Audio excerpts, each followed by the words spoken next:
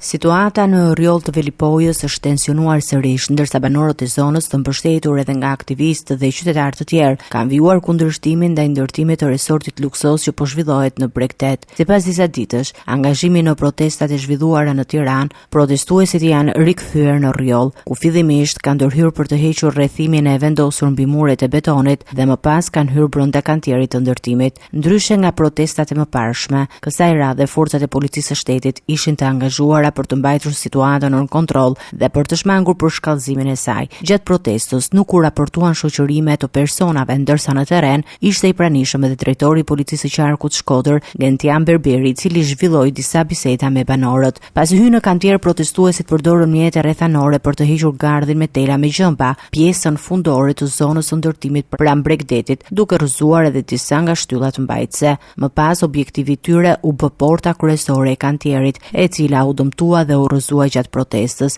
Banorët deklaruan se veprimet e tyre synojnë të kundërshtojnë ato që e konsiderojnë një projekt të ndërtuar mbi prona të përfituara në mënyrë të palishme. Protestës u bashkuan gjithashtu edhe përfaqësues politik, mes tyre kreu i Lëvizjes Bashk Arlind Qori dhe deputeti Redi Muçi. Resorti Blu Borgo, që po ndërtohet nga kompania Gjener 2 në Rjoll, parashikohet të shtrihet në një sipërfaqe prej 147 hektarësh. Projekti është kundërshtuar prej muajsh nga banorët, të cilët pretendojnë se tokat e tyre janë përvetësuar përmes dokumenteve të falsifikuara dhe më pas janë transferuar tek kompania ndërtuese. Edhe pse banorët kanë depozituar kallëzim në SPAK, çështja është deleguar për hetim në prokurorinë e Shkodrës. Deri tani nuk ka pasur zhvillime konkrete hetimore, ndërsa punimet në kantier kanë vijuar normalisht, pavarësisht kundërshtimeve të vazhdueshme të komunitetit lokal.